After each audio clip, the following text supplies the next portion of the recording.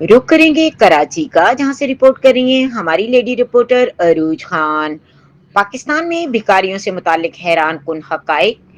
24 करोड़ से जायद आबादी वाले मुल्क में 3 करोड़ 80 लाख भिखारी हैं, जिसमें 12% मर्द, 55% खवातीन, 27% बच्चे और बकाया 6% सफेद पोश मजबूर अफराद शामिल हैं।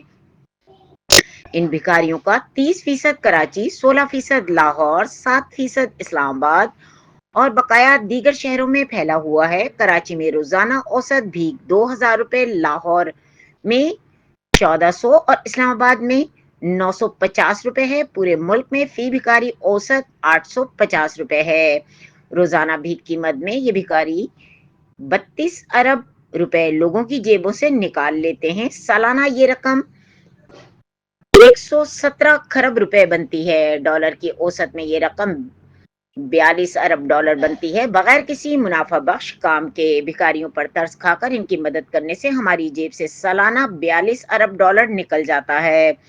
इस खैरात का नतीजा हमें सालाना 21% महंगाई की सूरत में भुगतना पड़ता है और मुल्क की तरक्की के लिए 3 करोड़ 80 लाख अफराद की अजीम शान अफरादी कुव्वत किसी काम नहीं आती, जबकि इनसे काम लेने और मामूली काम ही लेने की सूरत में आमदनी 38 अरब डॉलर मुतवक्को है, जो चंद बरसों में ही हमारे मुल्क को मुकम्मल अपने पांव पर न सिर्फ खड़ा कर सकती है, बल्कि मौजूदा भिखारियों के लिए बाइज्जत रोजगार भी मुहैया कर सकती है।